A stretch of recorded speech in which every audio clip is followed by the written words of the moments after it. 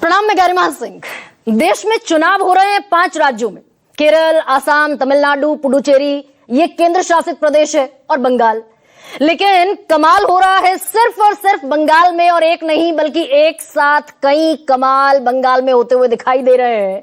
और ये भी अब तक ये सारी चीजें आपको जबानी याद भी हो गई होंगी। कल दूसरे और आखिरी फेज का मतदान होना है, 142 सीटें हैं और 8 जिले हैं।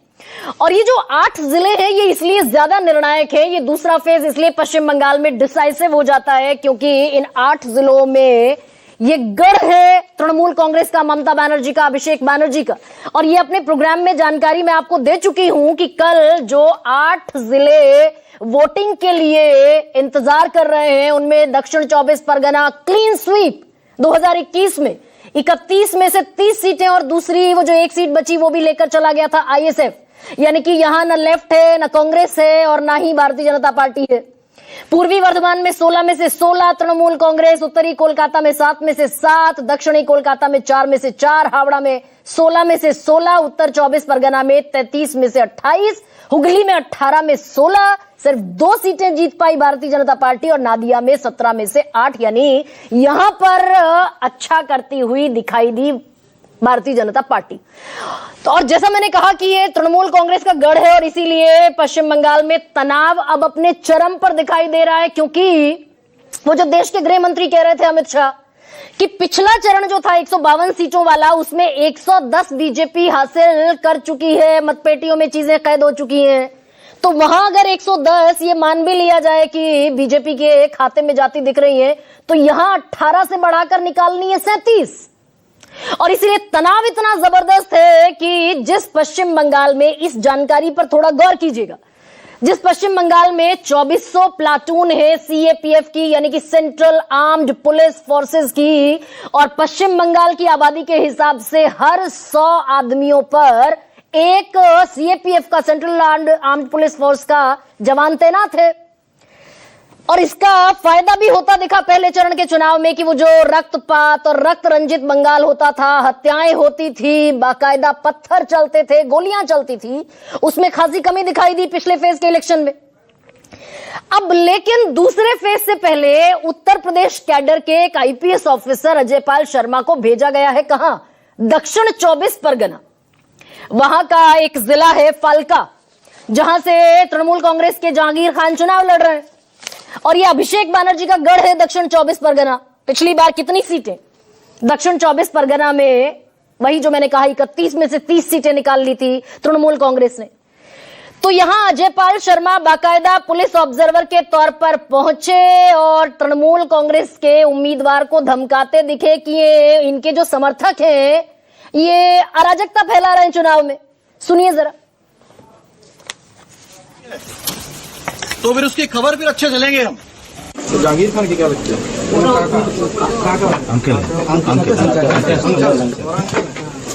आसपास के जितने भी लोग हैं अच्छी तरह से समझ लें कि अगर किसी ने बदमाशी करी तो उनका कायदे से इलाज किया जाएगा। फिर अगर कहीं से खबर आ गई कि किसी ने कोई खुराफात करने की, किसी को परेशान करने की कोशिश की है, तो फिर उसकी खबर फिर अच्छे चलेंगे हम। ये जहांगीर के घर वाले भी खड़े हैं, उसको बता देना कायदे से। ये बार बार जो खबरें आ रही हैं कि उसके लोग धमका रहे हैं, तो फिर अच्छे से खबर लेंगे, फिर बाद में रोना पछताना मत। अब एनकाउंटर स्पेशलिस्ट की छवि है आईपीएस अजय पाल शर्मा की, और पुलिस ऑब्जर्वर बनाकर भेजा गया दक्षिण 24 परगना में। और ठीक है, अगर किसी भी पार्टी के समर्थक अराजकता फैलाने की कोशिश कर रहे हैं तो बेल्ट ट्रीटमेंट थोड़ा होना चाहिए। पर लेकिन कल तृणमूल कांग्रेस की सांसद मिताली बाग की गाड़ी पर हमला हुआ और आरामबाग हॉस्पिटल उनको ले जाना पड़ा, और अभी तक खामोशी है। और अभी तक भाई 100 आदमियों पर एक जवान है, और अभी तक यह नहीं मालूम हो पाया कि एक सिटिंग सांसद की गाड़ी पर लाठी, डंडे, पत्थर किसने चलाए। यह भी एक सूरत दिखाई दे रही है। अब इसमें अखिलेश यादव नजर आ गए हैं पश्चिम बंगाल के चुनाव में कि ये तो संभल के ट्राइड एंड टेस्टेड एजेंट हैं भारतीय जनता पार्टी के, यहां तक पहुंच गया चुनाव। वो भी सुनिए।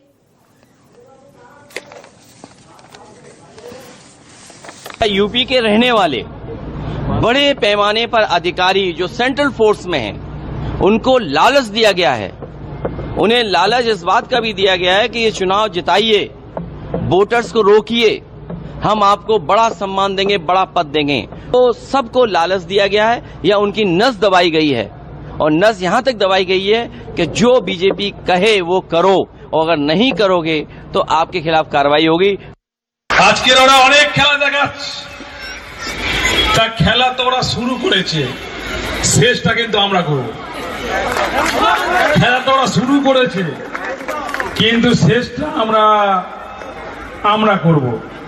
তাই পিকচার আবি বাকি মেরা দোস্ত, পিকচার এখনো বাকি আছে, সময় শুরু হয়েছে।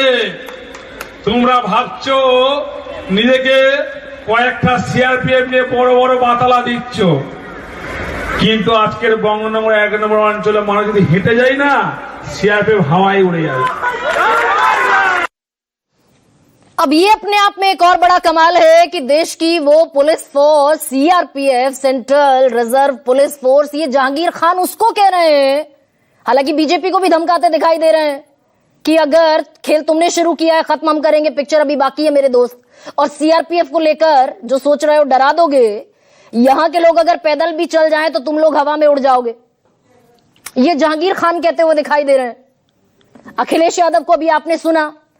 पर कुल मिलाकर ये तनाव का एक इंडिकेशन है क्या? और तनाव इस कदर है कि बस डू और डाई, और किसी भी तरह सत्ता में साम दाम दंड भेद जो चलता है चलाइए, पर सत्ता बंगाल की कब्जे में होनी चाहिए। भाई ममता बनर्जी के अस्तित्व का सवाल है, बंगाल से गई तो पैदल हो जाएंगी, और भारतीय जनता पार्टी के उस सपने का सवाल है।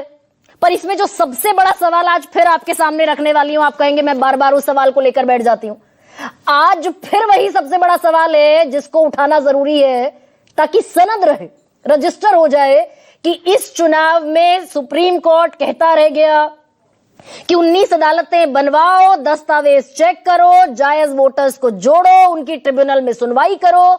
19 अदालतें बनी, लेकिन वो आज कल आखिरी तारीख भी उसकी चली गई, कुछ नहीं हुआ, नील बटा सन्नाटा, 0 बटा लड्डू, और कितने वोटर वोट के अधिकार से वंचित रह गए। फिर आज इसको मैं रजिस्टर करा रही हूं इस देश के लोकतंत्र में बसने वाले लोगों के जहन में, 27,14,017। और वो जो कल तारीख निकली है उसमें मैं एक और गणित आपको बताने वाली हूं कि कितने लोग थे जिनके दस्तावेज जांचे जाने थे बाकायदा सुप्रीम कोर्ट के आदेश के बाद, और चुनाव आयोग इसमें स्टेक होल्डर था, क्योंकि अदालतों का नोटिफिकेशन से लेकर सारी चीजों की जिम्मेदारी चुनाव आयोग की थी। 12,87,622 नाम थे जिन पर फैसला होना था, ट्रिब्यूनल ने जोड़े हैं 1,468 नाम। पिछले फेज में ये 139 थे, ट्रिपल डिजिट में, इस बार 4 डिजिट में पहुंच गए। और आप अगला आंकड़ा सुनेंगे तो वाकई आपको आश्चर्य होगा। भाई अदालती प्रोसेस पर हम सब भरोसा करते हैं। हावड़ा में ये जो 8 जिले हैं उनका आंकड़ा सुनिए।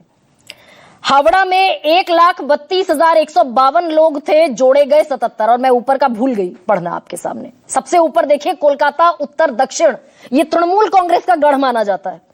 1,67,632 लोग थे जिनको इस पूरी प्रक्रिया से गुजरना था, आयोग ने जोड़े हैं। ट्रिब्यूनल ने 1,273 लोग। नादिया में 1,32,152 लोग थे, 77 लोग जोड़ पाई हमारी व्यवस्था। सुप्रीम कोर्ट की पूरी ताकत लग गई, चुनाव आयोग की पूरी ताकत लग गई, 77 लोग जुड़े, लगभग 1.5 लाख नाम से।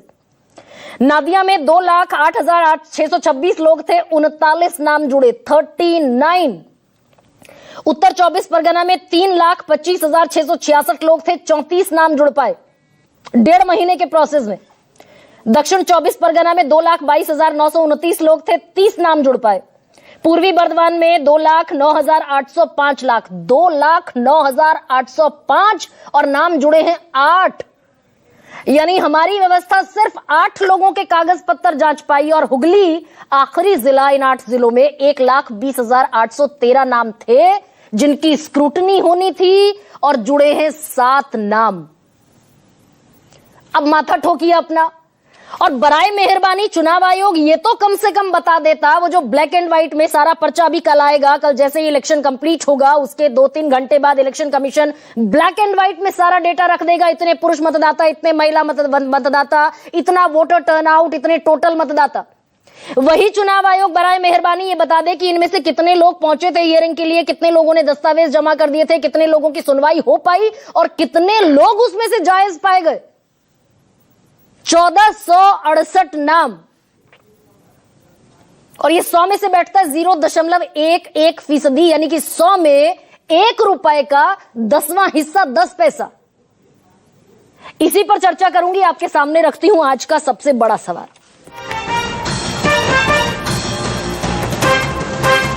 चुनाव में साम दाम दंड, अब वो धमकियां और सब और लाठी डंडे पत्थर चल ही रहे हैं। चुनाव में साम दाम दंड, कौन जीतेगा 26 में बंग।